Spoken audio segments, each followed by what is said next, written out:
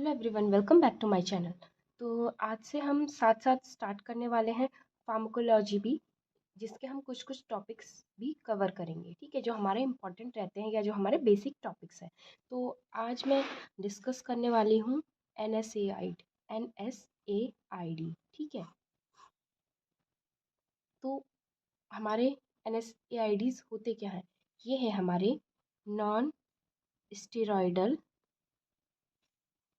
Anti inflammatory drugs. ठीक है, तो NSAIDs हमारे क्या होते हैं? जो हमारे ड्रग्स नॉन स्टेरॉयडल है, ठीक है, बट ये हमारा शो करते हैं anti inflammatory action, analgesic action and anti pyretic action. ठीक है, तो NSAIDs हमारे क्या हैं? वो ड्रग्स होते हैं जो हमारे नॉन स्टेरॉयडल है, बट ये हमारे शो करते हैं antipyretic, analgesic and anti inflammatory action. ठीक है, तो बेसिक पहले आपको एक चीज़ समझनी होगी कि जो ये हमारे NSAIDs होते हैं, ये हमारे काम कहाँ पर करते हैं।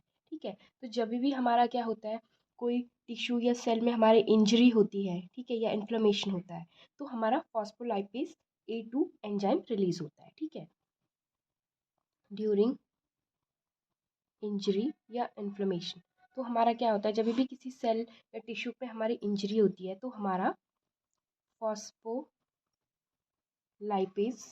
A2 रिलीज होता है। ठीक है, एंड जो ये हमारा फॉस्फोलाइपेज A2 होता है, ये हमारा क्या करता है, जो हमारे सेल मेम्ब्रेन्स होती हैं, ठीक है, तो जो हमारी सेल मेम्ब्रेन होती है, इसमें जो हमारा फॉस्फोलिपिड होता है, ठीक है, आपको पता होगा कि जो हमारी सेल मेम्ब्रेन है, उसमें हमारा जो फॉस्फोलिपिड होता है वो इसका कंस्टिट्यूएंट रहता है। ठीक है, मतलब सेल मेम्ब्रेन को हमारा फॉस्फोलिपिड बनाता है। ठीक है, तो सपोज हमारी सेल में इंजरी, किसी भी टिश्यू या सेल में इंजरी हुई, तो हमारा फॉस्फोलाइपेज A2 रिलीज हुआ, तो ये हमारा जो सेल मेम्ब्रेन में फॉस्फोलिपिड है, इसको कन्वर्ट करता है। ठीक है, ये फॉस्फोलाइपेज A2 हो गया, ये इसको कन्वर्ट कर देता है एराकिडोनिक एसिड में।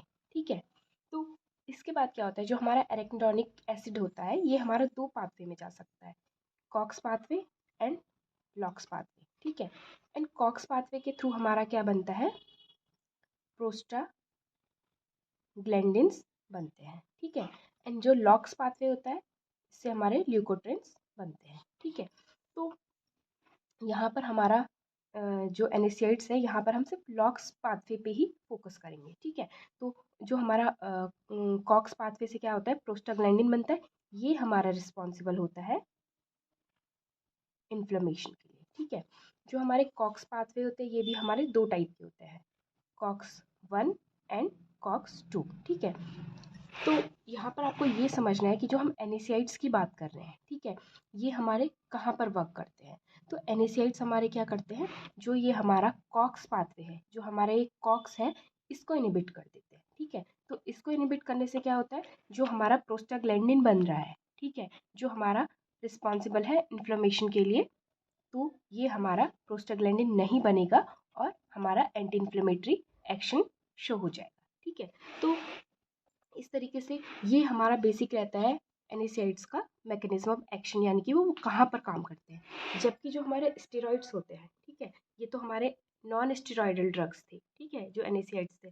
जो हमारे स्टेरॉइड्स होते हैं, वो हमारे यहाँ पर क्या करते हैं, एक्शन करते हैं, यानी कि जो हमारे स्टेरॉइड्स होते हैं, वो हमारे फॉस्फोलाइपेज A2 को ही इनहिबिट कर देते हैं।